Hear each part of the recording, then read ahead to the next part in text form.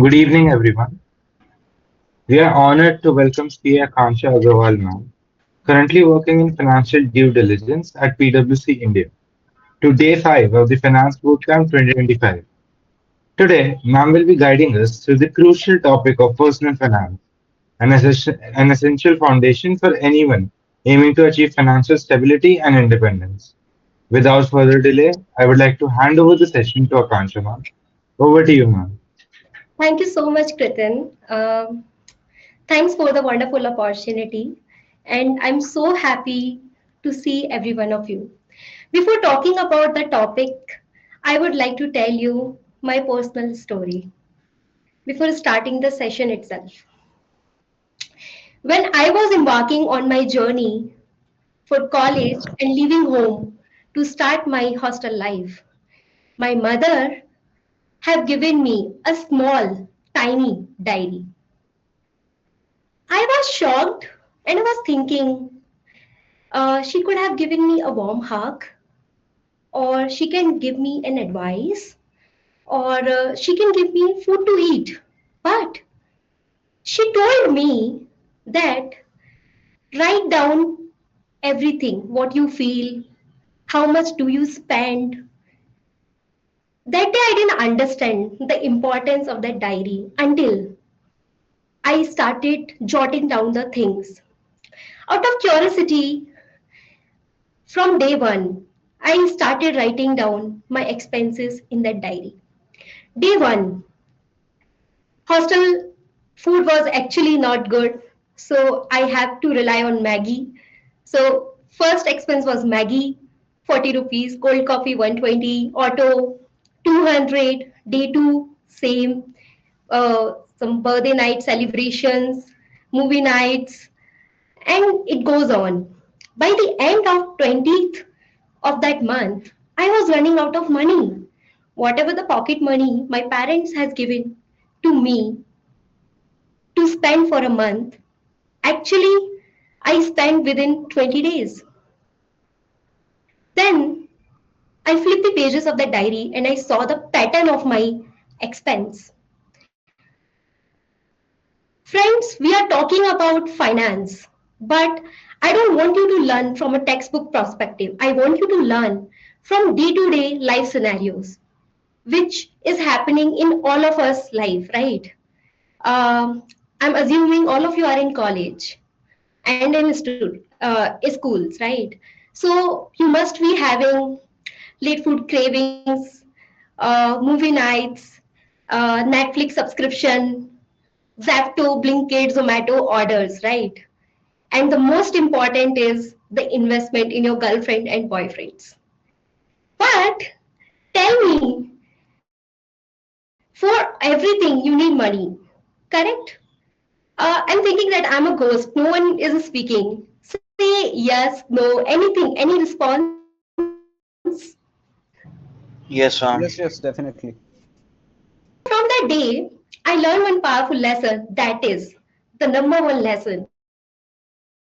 Instead of maintain a beautiful Google spreadsheet, instead of that, you may do one thing, just a pen and paper. However, there are plenty of apps are available, but I would suggest you the old way. Still, it still works for me. And even today, I used to write down my expense in that. So, lesson number two, I learned during my CA days. I read about budgets in my academics, and I used to thought that I should have followed the budget. Like organization should follow the budget. They should calculate the variances. But I never realized until I faced the situation. See, budget is a very powerful tool in itself. It's not about, it is not your freedom. It will tell you that how you can spend, and it will also guide you that what is your fixed expense, how much. Let's suppose if you made a budget for a month, you made a budget for a month for fixed expense, let's suppose 10,000, and at the end of the month you may spend variable expense of 12K. Then you might get to know where I spent 2,000 bucks extra. So that's how budget helps you. So that's how I have learned when I was doing CA. Third lesson, okay, let me ask one question. Let's make it interactive. How many of you face a situation when any guest arrive all of a sudden at home? Any one of you has faced this kind of scenario? Yeah, Ayush has faced, right? So if any guest, yeah, so many people, Sneha also, Divyam, I have seen so many hand raises. Yeah, so I also face the same situation, and our parents also face this situation. But have you ever noticed that our parents always keep extra food at home? They always keep new utensils for the guest, so that whenever anyone comes at home, they don't need to buy everything from outside, right? At the same time, I'm talking about a very different, like very important topic that is called emergency fund. To build up an emergency fund is very important in life. Ganesh, can you please mute yourself? Yeah, thank you. Uh, Build up an emergency fund is very important. What if you get an internship opportunity out of India or maybe any conference? Then what will you do? You must have some fun. I won't say that keep very much, but maybe 10% if you are not earning, maybe from your pocket money, at least save some money and kept it already taught. Have something. Okay, let me ask, do anyone remember the name of those lessons? Anyone can tell me? Ritika, do you have any idea what I was talking about? Yes, you have talked about that. One first lesson was that we should track the expenses, and second was to maintain the budget, and third was to have an emergency fund in case of Thanks a lot. Everyone is listening me so carefully. I'm so happy today. Okay, the next lesson I would like to tell all of you is that uh, understand the difference between debit and credit. See, credit card is not an evil, but it is actually a helpful tool. But if you don't know how to use it properly, then it will eat you like anything. Because if you're not able to pay on time, then you might be overburdened with finance charges, interest charges, and whatnot. Also, it could be possible that you fall into the debt trap. Let me tell you the concept of debt trap. So, debt trap is nothing. It is like for paying back your existing loan, you are taking another loan. That is called debt trap. And it's really difficult to came out of that. So please mind before taking any credit card, be sure that you have enough resources to repay it after 1 month. Now, I would like to tell you about lesson number 5. So this is the lesson which I have learned from one of the book which I have read is Psychology of Money. So, whatever the discussion which we are doing, it's more of technical, right? However, it is related to our day to day life, but still, it is more of technical knowledge. But in that book, they have mentioned that 20% of your technical knowledge matters while doing the financial planning. Rest 80% is your behavior. There are people I have seen in my life who are habituated to spend like anything. If you have given me $1,000, they cannot keep it with themselves until they spend it out. So first of all, we need to work on our behavior. That's how this book defined. And I also felt that, and I have seen some of my friend doing the same thing when I was in college. So we have to be very much sure on our behavior. If see, behavior is something that we can change over a period of time, but when we start working on it. So that is very important. Next lesson I would like to tell you is that delay gratification. What is that? See, I will tell you. Hey, Vanshika, you have a new iPhone. I also need to buy one new phone. Oh, I can't post the same picture with the same clothes On Instagram, I need to buy new clothes.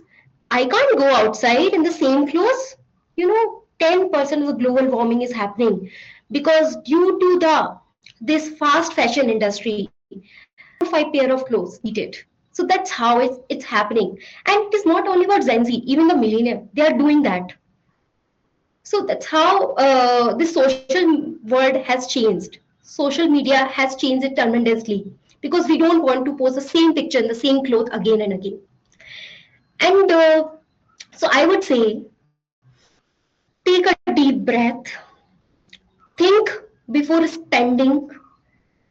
Just last but not the least, because there are so many lessons which we need to learn in finance if we actually want to do we become financial free. The last lesson is I would like to say is that plan for future. See, what we need to cook for dinner, uh, most of the time we don't plan, or sometimes we plan also. But when we talk about the finance planning, then we always think, okay, the day when I start earning, then I will plan. Or the day when I will be at this position, then I will plan. We always keep on procrastinated things instead of planning in advance.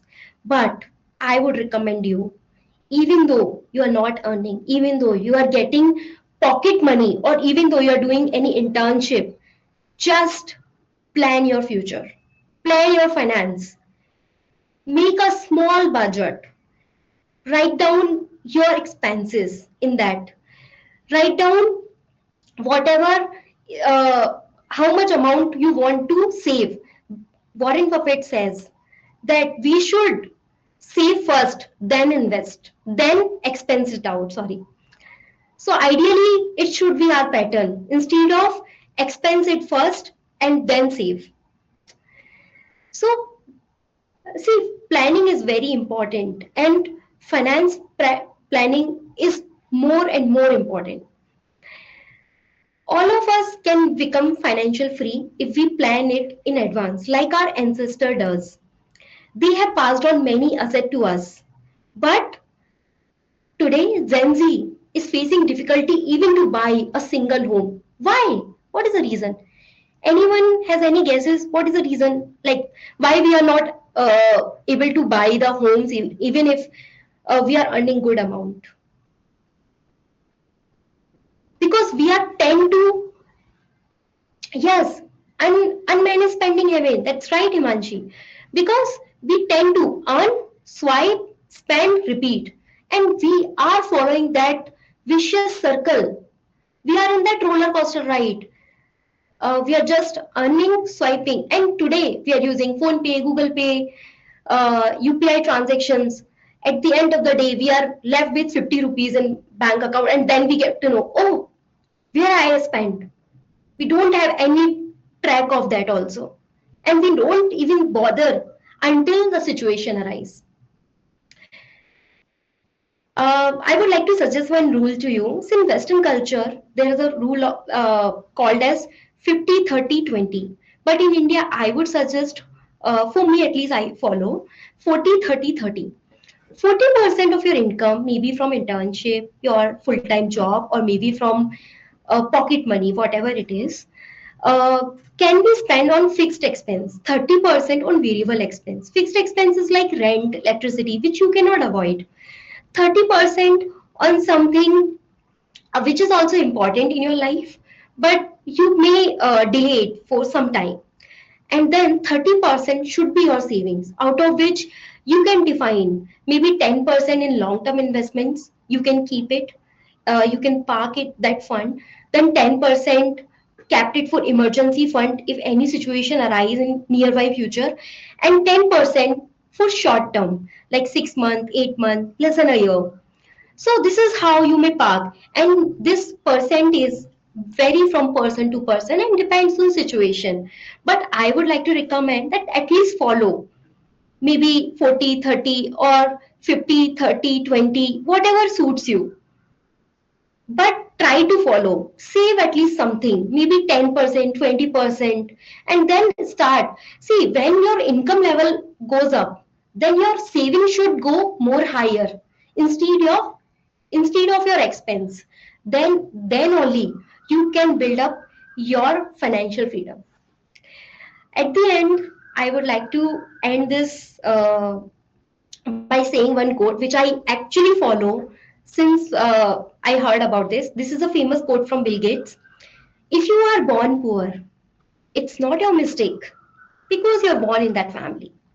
But if you die poor, it's your mistake because you can make many efforts to prove it wrong and you can be rich.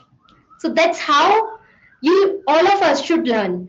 And there are plenty of plethora of knowledge which is available. We have Chat GPT, YouTube, Google. So many things are available from which we can gain the knowledge and upgrade ourselves. Also, there are many books like Psychology of Money, Rich Dad Poor Dad, Intelligent Investor. There are many books which we can read, and we can increase our knowledge of financial freedom. Thank you. I'm available for questions. Please ask questions. And again, I would request everyone kindly switch on the camera so that I can see the faces. Thank you.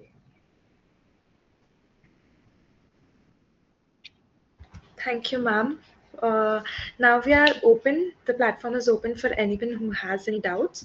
So please unmute, and there's also the chat option where you can ask your doubts.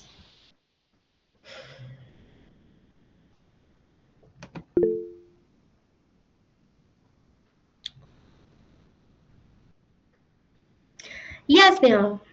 You can ask the questions. Good evening, ma'am. Good evening. Ma'am, what are some common mistakes that people make while tracking their expense? See, I won't say that there is any mistake while tracking the expense. Just that, see, uh, in this modern time when we are using phone pay, Google Pay, it's really difficult. Even credit card also, it's really difficult. Even for me also, I'm following the old method to write it down on diary. So it's really difficult to track, all the expense through which medium are we doing. So I would say like first I make a chart kind of pattern and just write it down. So this is my rent, this is my fixed kind of expense which you feel that you cannot avoid. That is the fixed expense for you. And then the semi-variable expense which you think, yeah, it has to incur, but not very much urgent. Then you can write it down how through which medium also you are spending. Let's suppose whenever I made my diary, I used to write C for cash, CC is for through credit card, or if I'm using phone pay, Google Pay, then I use O. So in a bracket, I just write it this way. So whenever I do monthly reco, I used to do, then I get to know, okay, so what is my pattern? Like I'm spending more on groceries, I'm spending more on fruits, or I'm spending more on travel.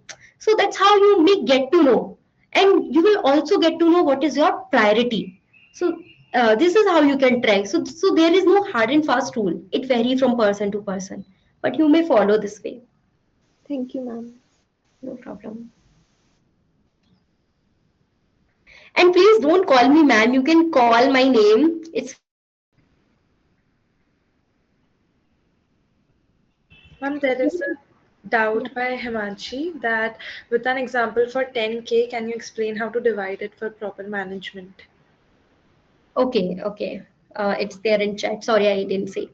With an example, can you explain how to divide it for proper management? See, let's suppose if I am following that 40-30-20 rule, then 10,000, 40% of the 10,000, 4,000. Uh, I'm not sure what is a fixed expense. So again, it will vary, right? Uh, let's suppose fixed expense is 4,000 only. Then you're spending on that, maybe on rent. Then 30% of 10K, which is 3,000. I know it's really difficult to get any home in 4K or any hostel or PG, but I'm just giving an example. Amount may vary. Then 3,000 on those expense like auto travel hai. There are plenty of things which we cannot even avoid and which we have to do. But let's suppose buying clothes. So we are buying many clothes instead of we can reduce it to the certain extent that we can cut it short, and then remaining 3K on maybe savings, and out of which you can divide that 3K in investments, long-term investment, emergency fund. So this is how you can do the proper management. I hope Himanshi you got the answer. If you have any doubt, you can ask. Okay, Akash is asking question, which type of investment is best for long term or short term? See, for short term, I would recommend you to go for some safe funds. Safe fund, what we mean by safe fund? Let's suppose some small FDs which you may do. Some mutual funds are also available in market which you can opt for. But and you can do for long term, you can do SIPs, and if you have good knowledge of the stock market, then you may invest in the stock market. But until you don't have the good knowledge, please don't directly go into the stock market, and on the basis of the opinion of others, never make the investments. So this could be the way where when you can do. Okay, next question. As in personal finance, how to get clarity while setting your long-term financial goal and also managing emergency fund with that. Okay, Nishkars. See, how will you get clarity? See, I would recommend, see, for emergency fund, ideally, what is the ideal situation that we called is that 3 months, whatever is your expense. Let's suppose my expense is 30,000 per month. So ideally for 3 months, like 90K, I should keep in my as an emergency fund. Rest I can invest. So that's how you can define. And again, it also varies. Let's suppose you are changing your career plans, you want to start your own business, then your emergency fund should be more. Because if you want to start your own business, then there are a lot of risks. Then you have to keep some fund for yourself. So that what if that business does not work in future, then at least you have some fund to survive. And if you are switching of the job or you want to change your career, then at least you have some months fund to survive. So that's how you can plan, maybe 3 months or 5 months, depends on your expense. Okay, next question is, uh, you can okay, Aksh is asking, can you please tell me some tricks to avoid impulsive buying? Okay, yeah. So one of the trick which I told you is that just take a deep breath and 5 minutes. Give yourself 5 minutes. Just think. Actually, do you need it? Your heart will say. Surprisingly, it will give you the answer. No one has to give you the answer. You itself can give you the answer to yourself that actually you need it or not. So that's how you can stop it. And actually, changing of behavior works in a long time. It is not like that you can do it in a day or a two. It will take time, but this is how you can do it. Okay, Alankrit Agarwal is asking one question. Yes. See, college students, even though you are school students, SIP is always a good option. And if you feel like that, no, I will tell you that there is a power of compounding. I hope you heard about this concept. See, compounding is nothing. It's like, let's suppose you have done a FD of 10,000 and 10% interest is there, let's suppose per month. Well, actually, it never happens. So 1,000 by the end of the May, you will get 10,000 plus 1,000. Then your 10% interest will get calculated on that amount. Okay, so this is how compounding will impact, and it is a very powerful tool. So if you feel like that SIP in mutual fund is not a good option, then you may go for RD, recurring deposit. That is very safe.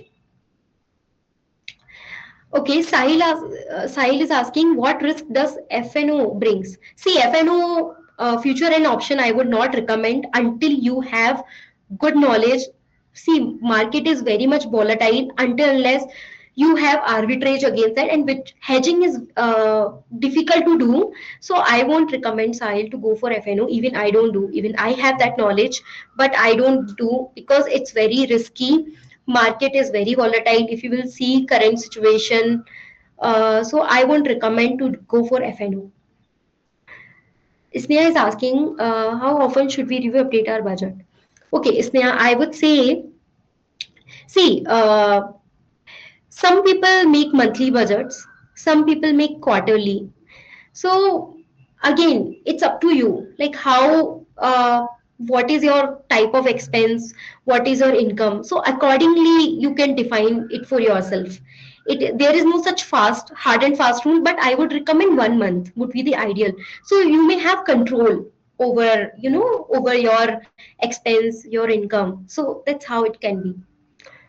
Rishikesh is asking wealth to long term में invest करके बनेगी पर इतने साल कैसे build करें क्योंकि market में बहुत अप एंड डाउन आते हैं या करेक्ट ऋषिकेश लॉन्ग टर्म में ही वेल्थ बनती है then only see if you will see the situation of 2008 when shutdown came in America, everything went down, but again the market boomed.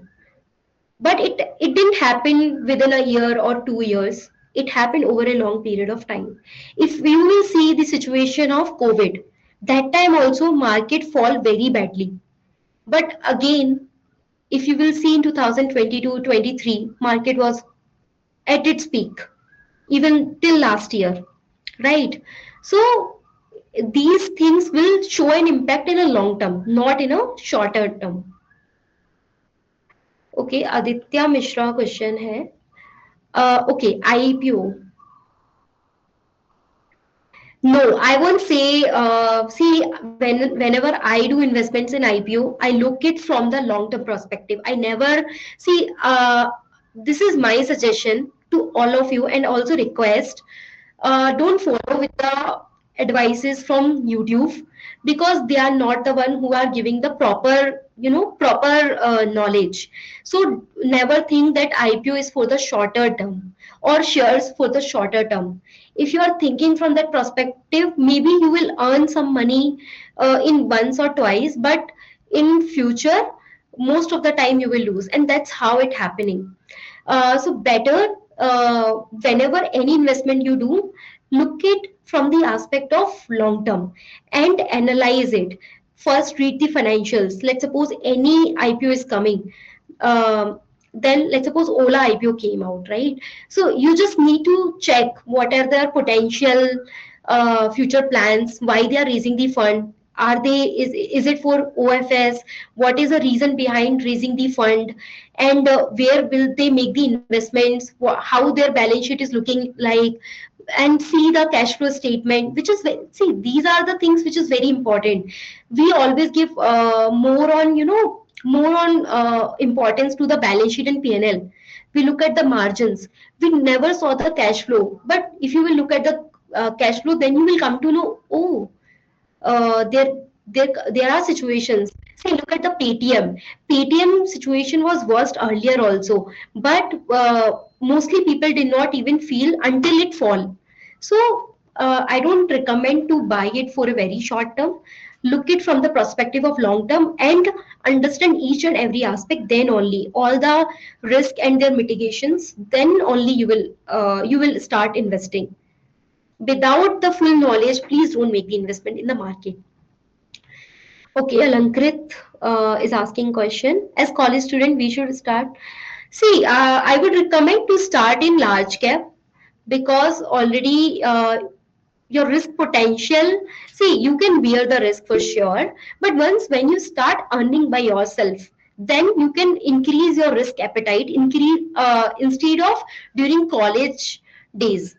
However, you are young, and that factor is also plays a vital role while making the investment decision. But I would recommend, since you are in college, you don't have money, like you are just making those investment from your father's money and maybe from internships. I would recommend to do it for large cap because you will do it for a long term.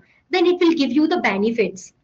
It's not like that it will not. It will give you over a period of time, and you have to keep it for like 5 years, then only you will get good return. Okay, next question. As a finance professional working on due diligence, what are the things you would advise to your younger self or wish someone told you earlier? Looking forward to that. Oh, yeah. Um, Nishkars, it is really good question. And when I started my journey of CA, actually I was not sure that in which profile should I go. So mostly CAs went into into audits and tax, but I was sure that I don't want to go in that field. So I was just looking for the options for me. I was looking for that options, and actually there was no one to guide me. Then I reached out to the people. I reached out to the many partners, directors. I talked to them, and then I understood that what could be the best uh, profile for me. Then I have chosen this profile. So you have to do a lot of R&D, yeah, but I feel that if I would have known it earlier, then I could have started it little earlier. So that was a gap which I wanted to bridge if I want to go back into the future and make it, reconcile it, as you asked.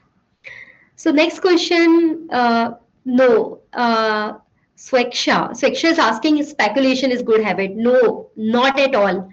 Please, first of all, people think that shares market is speculation. Actually, it is not a speculation. It is a proper way of making the investment. And when you do uh, investment with your proper knowledge, then only you can earn money in future. If you do speculation, maybe as I said, you can earn good amount in once or twice, but I am damn sure that you will lose 5 or 6 times. So definitely it's better, don't do speculation, proper do diligence, understand the financials, read about the company, understand their situation, then only make the investment. And through with this, your knowledge graph will also increase. It's not about that your investment will increase, your knowledge will also get increase. Sahil is asking, been watching VSF, BSE stock is not doing extremely well at present. I'm interested, me keep watch over it. See, because now the geographical situations are very much changing. If you will see, war is going on in Russia, Ukraine. It was going on for a long time. Now India and Pakistan is also doing, and in US situation are worst because of the Trump policy, and we will face soon the situation of recession as well. So I won't recommend that. It is the right time to make the investment, and also uh, if someone interested in making, you may watch it, you can watch it. It's good to watch the market, but the right time to make the investment, you have to think about it. Because I won't recommend now, because market is very much volatile and things are happening badly. So I won't recommend this is the right time to make the investments. Could you give, okay, linked ID? Akash, I didn't understand your question. Which linked ID you are asking? Divyam, meanwhile, I'm taking the question of Divyam. As per your experience, which one is better?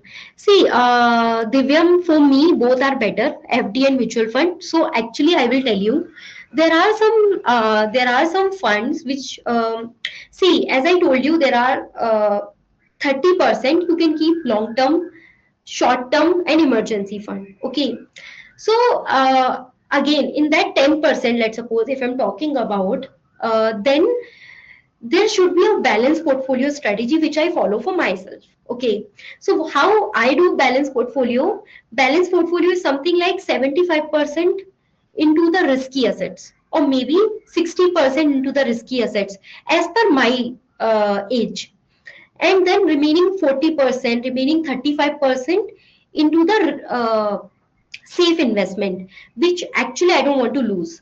So FD is one of the safest mode of investment. So I will keep that 35%, 40% into FD. Remaining 65%, 70%. See, I also do invest in the shares market.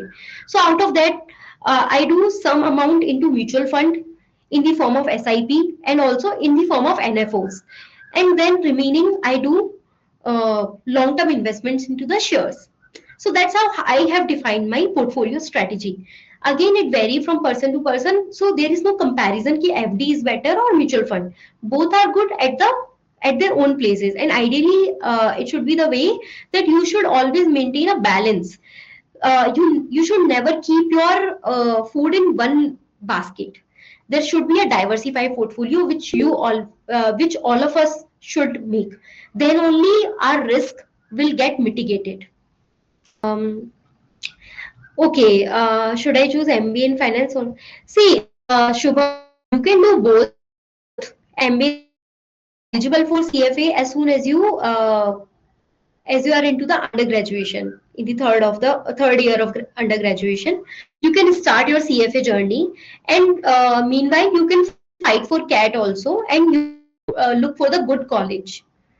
And I would recommend do both, because CFA is a course which is quite expensive, $1,000.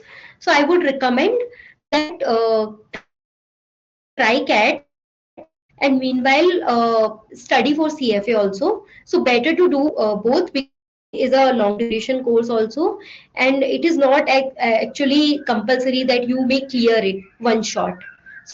So I would recommend to do both. Okay, Akashdeep, ma'am, can you drop your LinkedIn ID so we can? Sure, I will do that.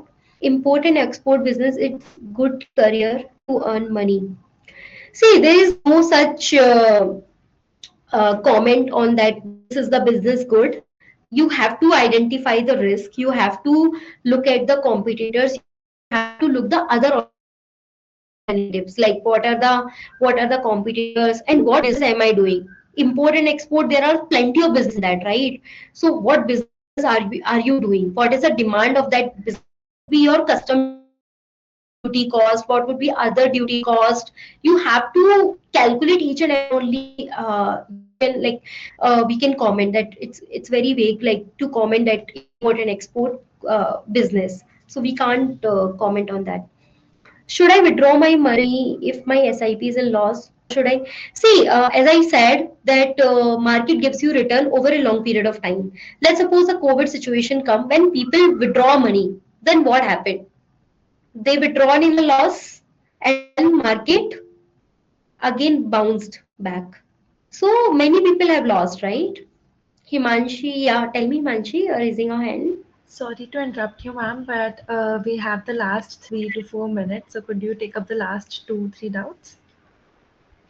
Yeah. I'm taking, okay. Okay, I'm taking last out from Arushi. Do you think MBA is becoming overrated, especially for us finance enthusiastic, considering the emergence of courses like um yeah. See, Arushi, I would say it's not like that MBA is becoming overrated. It depends what you want to pursue. Okay, and if you're doing MBA from a good college, then definitely it will give you an extra edge. But if but these professional courses are also play a vital role in the finance journey. FRM. So every course has its own, has its own importance. So it depends what you want to do and where you want to make your career. Like you want to go into the strategy, you want to go into the core finance, because under finance also there are many profiles. Okay, I'm taking the last question now. Okay, Sneha is saying, I'm just past my 12th. I'm interested in pursuing US CMA. I also plan to prepare for the CAT. Should I complete the US CMA first, or should I focus on CAT preparation first, then two?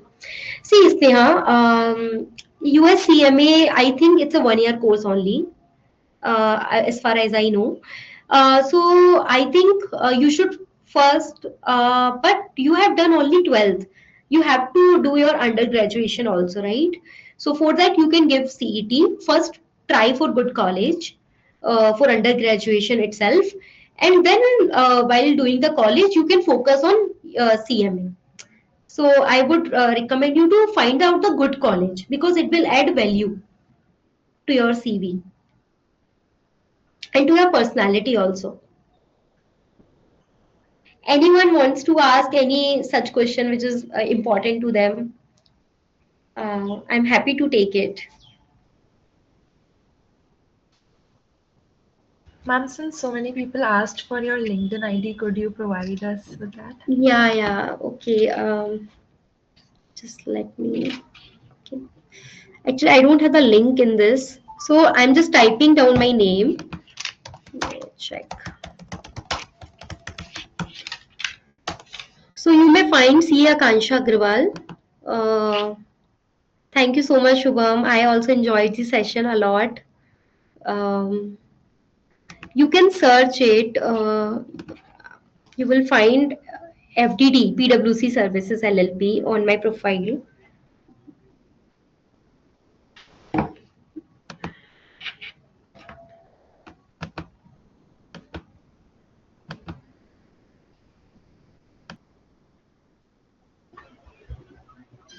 Thank you so much, Akanksha ma'am, for that enlightening session on personal finance. Your practical tips and clear guidance have given us all a stronger roadmap towards financial security. We truly appreciate your time, efforts, and valuable insights. Thank you once again.